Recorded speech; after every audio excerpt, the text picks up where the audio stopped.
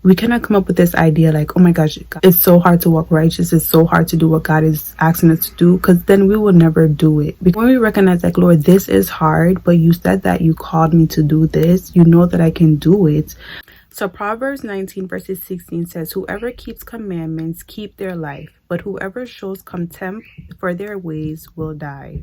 So contempt means disdain, disrespect, or scorn, or often directed towards God, his commandment, or his people, and is associated with pride, arrogance, and a lack of reverence. So that is what contempt means. I know there's time when God asks us to do something or he expects us to do things that is righteous, and sometimes we may run away and we try our best to do our own thing because we feel like we just cannot do what he's asking us to do, to give up that, to walk righteous or to walk in his will.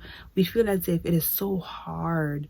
But remember that when we are trying to walk righteous, we cannot do righteousness by ourselves because we are sinners. We are created in iniquity. We were born in sin. But sin is our nature. Sin will be the first thing we will always want to choose. But when we walk with the Lord and God walks with us, he will help us to be obedient. But we have to try our best to take the first step. We cannot come up with this idea like, oh my gosh, it's so hard to walk righteous, it's so hard to do what God is asking us to do, because then we will never do it because we think like it's so hard.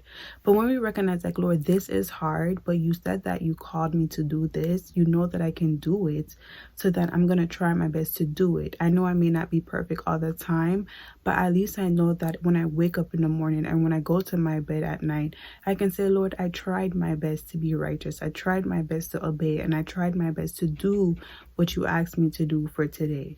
When we literally obey the Lord, there is blessings on the other side of this. When we think about obedience, let us think about obedience as if like, oh my gosh, on this side, if I obey, there's so many promises, there's so many blessings, there's so many good things. But if I be disobedient, then there's so many destruction, there's so many pain, there's so many agony, there's so many turmoil. We have to try our best to weigh which one is more important to you, being obedient to the Lord or being obedient to what will cause you sin, what will cause you pain, what will cause you depression, what will stagnate your life. What is much better to try our best to be obedient, to get our blessings from the Lord? Like, why would we not want to try to get our blessings from the Lord for being obedient? Then when we are walking in disobedience, then we are not getting our blessing, and then we're upset with the Lord. There's so many people in the Bible that were obedient to God, and there's so many people in the Bible that were not obedient to God. And those in the Bible that were obedient to God were able to get their blessings, and those that were not obedient to the Lord did not receive blessings, but they received death. And I have two examples. One is Abraham and one is Lot's wife. When God had gave Abraham instruction, Abraham had passed those instructions with flying colors. For that, he was blessed. When Lot's wife was disobedient to God, she was turned into a pillar of salt.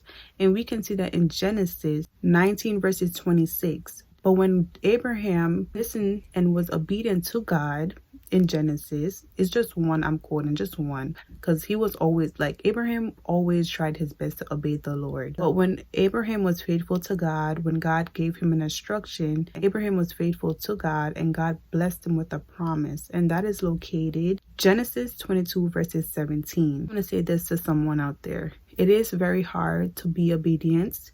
It's so hard to come out of your comfort zone. It is so hard to put away the things of this world, because when you're in it for so long, it becomes your lifestyle, it becomes you feel as if you cannot live without it. But I just want to say this, I want to encourage someone out there who struggles trying to do the things of the Lord, because sometimes it can be hard to be obedient, just like sometimes we want to do our own things, but there are consequences to that. And I just want to encourage all of us to try our best to want to be obedient, to try our best to want to follow what God has for us, because one day God is going to come back and he's going to list out everything that we do.